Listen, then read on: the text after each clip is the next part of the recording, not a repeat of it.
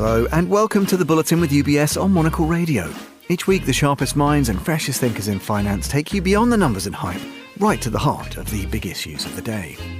This week, we're once again on Election Watch, taking the temperature in the United States as the clock ticks towards November's compelling general election showdown between incumbent Vice President Kamala Harris and former President Donald Trump.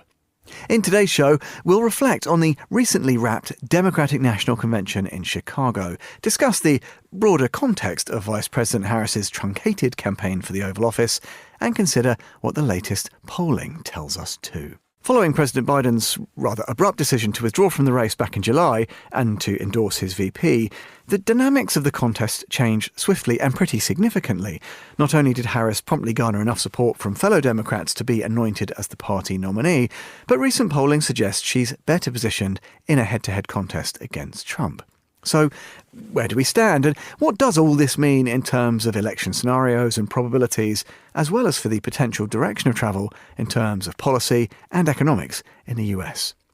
Well, to consider those questions and more, it's an absolute delight to welcome back to the show Tom McLaughlin, Managing Director in the UBS Chief Investment Office. He also co-leads the US Election Watch series of reports for the firm. Tom, a warm welcome, as always. Just to interrogate you a little bit about your responses to the DNC, obviously, I guess the first thing to say is it was very different from many that I remember in recent memory. There was so much kind of at stake. There was a very different dynamic about it. I don't know, was that the view of you and your colleagues even ahead of the DNC taking place? It was actually an expression of greater enthusiasm for the national ticket than I even expected. So my takeaways was that Harris had managed to hold a fractious party together based on two things. The first being opposition to former President Trump. That's not surprising. And secondly, widespread relief, I think, that President Biden had stepped aside. And President Biden was given accolades throughout the 4 days of the convention. But there was also a general sense of relief following his disastrous debate performance back in June 27. So it was less fractious. Interestingly enough, there was a willingness to suppress internal dissension from within the party. Convention organizers, I think, were concerned about the media coverage of expected protests regarding Israel's prosecution of the war in Gaza following Hamas's attack back in October. But it didn't rise to the level where the media was distracted. So the messages that the Dems wanted to convey, they were reasonably successful in doing so. Yeah, that's really interesting. And I guess to that broader point, Tom, do you think that Harris was also successful at the DNC in almost sort of defining herself, her agenda, her policy program as well, particularly in the minds of those uncommitted voters? Or is it a little bit soon actually for that? And I guess as a corollary point, does this sort of oddly, slightly truncated campaign that she has, kind of taking over at this juncture, could that actually be to her benefit as you see it? Oh, sure. The abbreviated campaign is definitely to her advantage. You know, the United States presidential campaign season begins 18 months before the election. It's a bit ridiculous. And so we basically put these candidates through a grueling test over the course of a year and a half. And during that period of time, it's almost impossible for a human being not to make a gaffe of one sort or another. And the media then will descend on that individual candidate. And sometimes the candidate is able to survive and sometimes not. In this particular case, the president was absolutely convinced that he could win the election against Donald Trump, but his poll ratings were declining at a rather precipitous rate. So when he pulled out and endorsed his vice president, she had a pretty clear path. But to her credit, she was actually able to move very, very quickly and had secured effectively, on a practical basis, secured the nomination within 5 or 6 days. And then she was only left with, a 3-month run in order to, reintroduce herself to the American voters who, had a mixed view of her, I think. I mean, to some degree, the vice president's job in the United States is just terrible because you're not really in charge of policy. You're obliged to support whoever's sitting in the Oval Office's policy, even if you might disagree. And you're often given the worst jobs. The jobs that the president really doesn't want to do. And so to some degree, it's always kind of problematic. And yet 1/3 of all US presidents actually served as vice president at some point earlier in their career. So it's one of those steps where it's a tactical objective for individuals to take the vice president's job, even though everybody knows it's a terrible one, because there's a 1 in 3 shot you're going to get the big job. And so she basically has had to reintroduce herself to the American voting population and try to kind of put behind her the fact that her performance as a vice president was not viewed very positively. And I say that in the context of most vice presidents' tenures are not viewed very positively, but she has to go ahead and do this in a compressed time period. And it leaves the Republicans less time to go ahead and try to undermine, her campaign strategy. Indeed. And I should ask you about other kind of standout moments just from the DNC. Obviously, we had the governor of Minnesota who accepted the party's nomination to be Kamala Harris's running mate. That was all fairly kind of straightforward, but I thought his performance was interesting. We obviously had the sort of the Obamas, this amazing kind of double act. That was pretty striking. Any particular moments, Tom, that, really kind of, captured your imagination, if not professionally, just even personally to a degree? Well, it's interesting. Barack and Michelle Obama remain stars within the Democratic, universe. So there was an expectation that when they got on stage, they would have a rapt audience, and they did. And there's been some evidence to suggest that viewership outside the convention hall, via television, streaming services, and the like, peaked for the 3 presentations. The biggest viewership was obviously the candidate herself, but the next 2 were Michelle and Barack Obama. And then, after that, it kind of drops off quite a bit. So you can tell that the Obama support for Harris's candidacy were certainly, very important. Governor Tim Walz delivered a speech that I think satisfied what the Democratic Party needed him to do. Interestingly enough, this is an individual who grew up in rural Nebraska, ended up becoming governor of Minnesota. And most selections of vice presidents don't really have a big impact on the outcome. There are some exceptions. 1960, when Kennedy chose Lyndon Johnson of Texas, possibly Al Gore not choosing Governor Shaheen of New Hampshire probably cost him that election. There's a few cases, but mostly it doesn't matter too much. In this particular case, interestingly enough, there's one electoral vote in the state of Nebraska.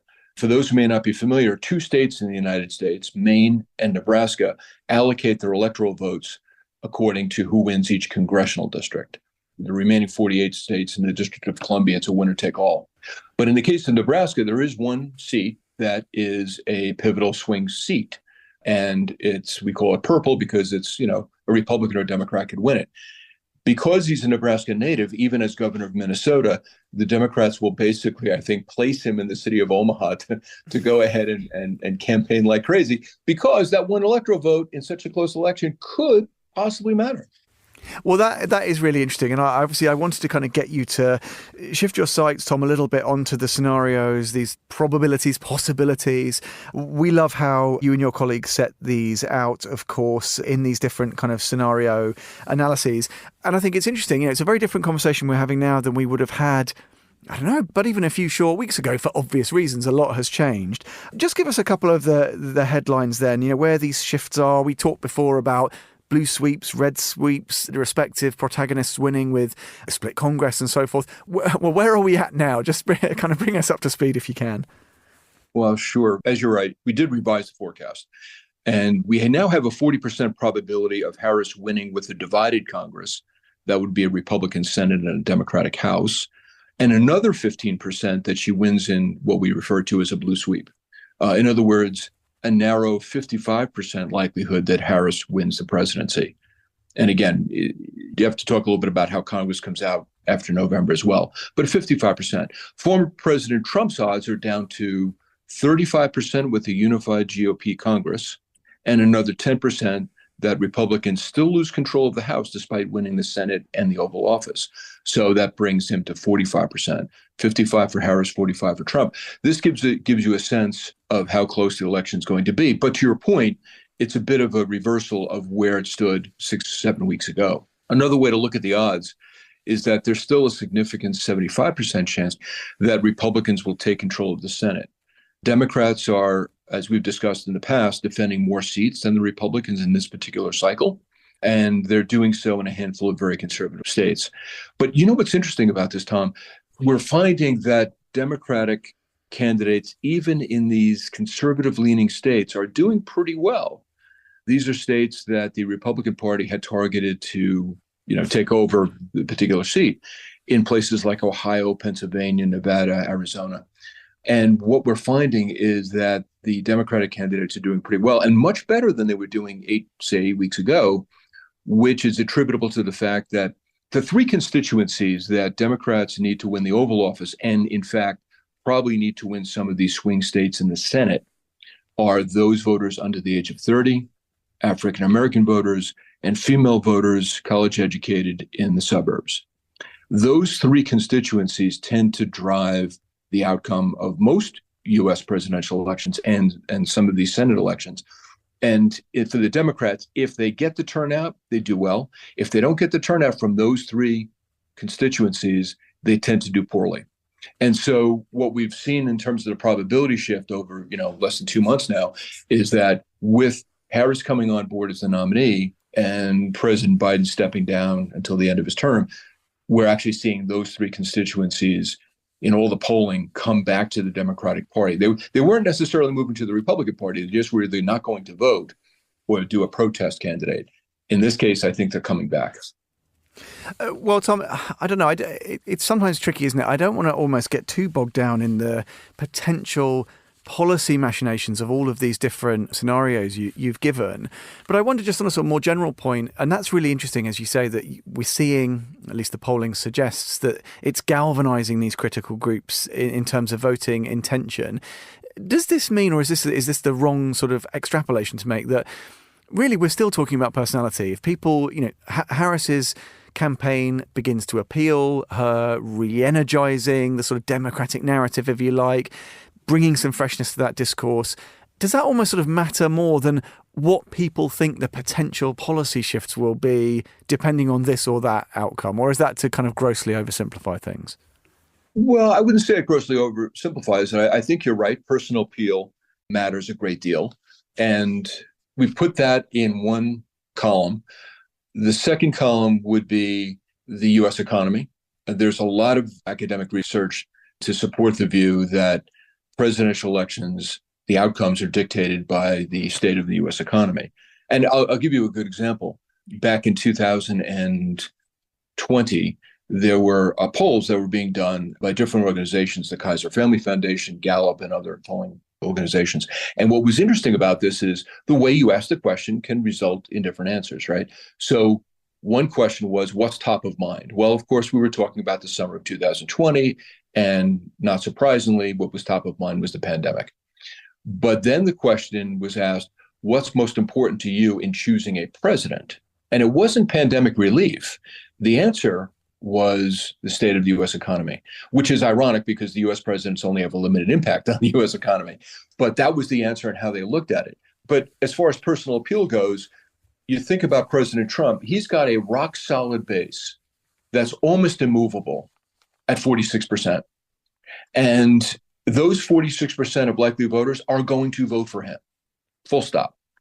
And then the question then becomes whether or not the vice president can basically appeal, to your point, to enough individuals who are not locked into the Democratic Party and are political independents or unaffiliated, who can basically say, okay, I either am convinced I like her enough to vote for her and the economy may be doing better. Alternatively, I don't like her. I'm not convinced the economy is going to do any better. And they either stay home or they basically vote for Donald Trump based on a perception that he might be better for the economy.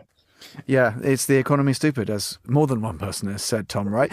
Just finally, and I know actually to go back to one of your previous remarks, there's always the possibility that absolute, deus ex machina happening, something entirely unpredictable, which can really change the narrative, maybe the broader direction of travel. With that caveat, what's next in your kind of diary, Tom, for you and your colleagues in terms of the next key dates? Obviously, we can look ahead to the will they, won't they's on the debate, for example. That could be super interesting. Are there any other kind of things where you all say, well, let's see what happens on the date TBC as the next kind of really key or helpful indicator? Yeah, I think, as you point out, there's always this question of what's the, quote, October surprise, unquote. In this case, I think we had it back in June or July. So I think the debate, to your point, is probably what all eyes will be focused on in the second week of September. both candidates are going back and forth in terms of the format. Former President Trump has indicated he may or may not participate. But I suspect that will basically preoccupy everybody. And then what I'll be looking for is two things, I guess. First, whether or not there's a second debate, which I have my doubts there will be. And the other thing to look for, I guess, is whether or not the economy performs as it is now. Now, the U.S. economy is still growing, but the rate of growth is decelerating. On the other hand, the rate of inflation is also coming down. So you've got a growing but slowing economy, and you've got a high but decreasing inflation rate. And in truth, the inflation rate is not that high anymore, and it is coming down.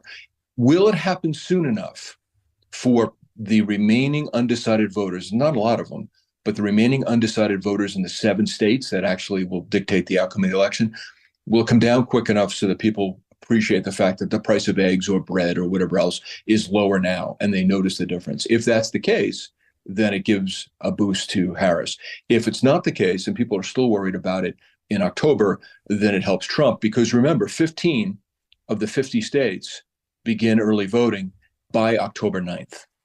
So there's not a lot of time left.